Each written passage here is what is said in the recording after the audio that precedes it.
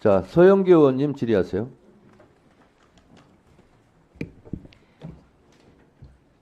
대한민국에 있을 수 없는 일이 발생했습니다. 어떻게 대한민국의 법원이 습격을 당할 수 있습니까? 대한민국의 법원의 유리창이 깨지고 대한민국의 법원의 서버에 물이 찌그러지고 그리고 온갖 건물이 깨지고 이런 일이 있었습니까, 법원행정처장님? 예, 사실입니다. 이런 일이 있을 수 있습니까? 있어서는 됩니까, 안 됩니까? 말씀하셔야죠, 단호하게. 예, 절대로 대한민국 역사상 법원이 이렇게 습격당한 예가 있습니까? 법원행정처차장님? 없습니다. 법무부 장관 있습니까? 없습니다. 법제처장 이런 일이 있습니까? 있어서는 안 되는 일입니다. 있어서도 안 되고 있을 수도 없는 일이고 있지도 않은 일이에요. 세계 OECD 국가 중에서도 이렇게 법원이 침탈당한 사례는 없습니다. 그리고 법원행정처장님, 법원에 있는 관계자들이 못 들어오게 막다가 옥상으로 대피했다고 했습니다. 방화벽까지 쳤다고 했습니다. 얼마나 무서웠겠습니까? 그 영상을 한번 보도록 하겠습니다. 그 영상이 얼마나 무서웠는지 훨씬 더 많은 영상이 있습니다. 틀어봐 주세요. 유리문을 소화기로 부수려고 하고 영장을 발부한 판사 이름을 크게 부르며 찾기 시작합니다. 판사가 있는 곳으로 들어가는 경우예요. 3층에서 끝난 게 아닙니다. 법원 내 가장 민감한 곳까지 올라가는 사람들. 판사들의 개인 집무실이 있는 7층까지 들이닥치는 저 장면을 사람들 후레쉬 들고 JTBC가 갑니다. 단독으로 포착했습니다. 후레쉬가 새벽 법원에 준비돼 있죠. 난입한 일당은 이곳 관제실을 찾아 컴퓨터 모니터와 창문, 거울 등을 닥치는 대로 때려 부쉈습니다. 복면을 쓴 한 남성은 경찰 방패를 빼앗아 들고 와 CCTV 관제 시스템과 연결된 것으로 추정되는 컴퓨터 모니터에 그대로 집어 던집니다.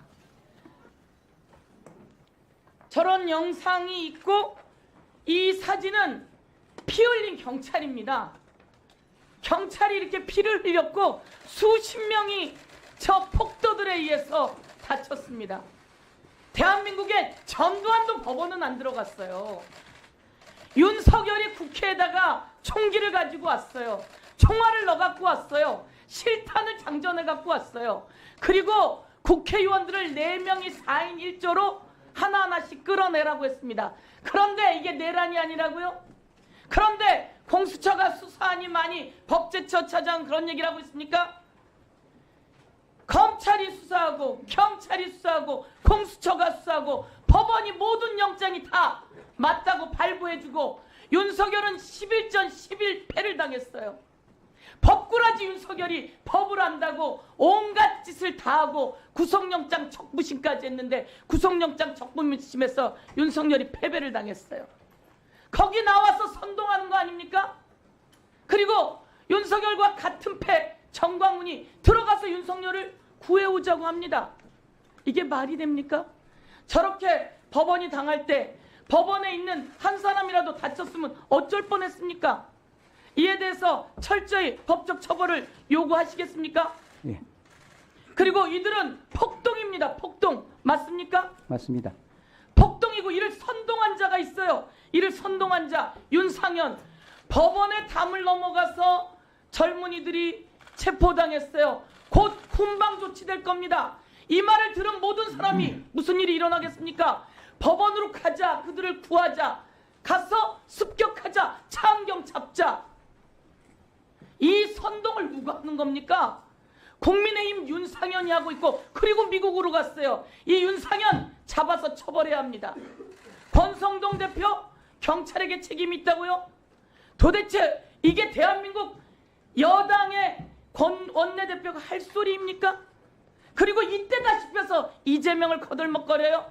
아닌 건 아니고 틀린 건 틀렸다고 말해야 되는 거 아닙니까? 이게 아닌 건 아니고 틀린 건 틀렸다고 말하고 국민 앞에 사과해야 되는 거 아닙니까? 대한민국에 법원이 습격당한 적이 있어요?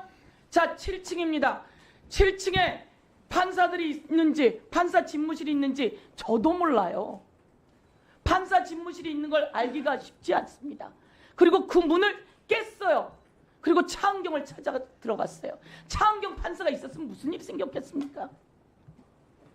또 증거를 지우기 위해서 CCTV 관제실로 들어갔어요. 관제실 상황은 어떻습니까? 일단 CCTV는 방제실과 당직실 두 군데 비치가 되어 있는데요. 일단은 시위대가 가장 먼저 들어온 것이 당직실을 통해서 들어왔고요. 당직실을 점거하는 과정에 있어서 CCTV를 훼손하는 영상이 언론을 통해서 보도된 바 있습니다. 그리고 저희가 이 직후에 현장을 봤었을 때 CCTV가 손상이 됐고요. 현재 그것을 복원하기 위해서 절차를 진행을 하고 있습니다. 법무부 차관님, 네. 소화기로 문을 때려 부숩니다. 그리고 관제실을 들어가서 물을 붓고 증거를 인멸하려고 하는 사람들이 평범한 사람들이 욱해서 저지른 일이라고 생각하십니까? 일반적인 상황은 아닙니다. 그리고 일반적이지 않고 그 7층에 판사가 있는 곳에 그냥 핸드폰 후레쉬가 아니라 진짜 후레쉬를 들고 갑니다. 찾아갈 것을 준비했다. 전 이렇게 생각하는데 어떻게 보십니까? 네, 기본적으로 그 사건에 대해서는 대검에서도 이 사안은 이 법치주의와 사법체계 근간을 훼손하는 중대 범죄다. 그래서 철저하게 수사를 하겠다라고 지시를 한 것으로 알고 있고 이 사안의 엄중함을 고려해서 수사기관에서 사실관계 명확하게 규명할 것으로 생각하고 있습니다.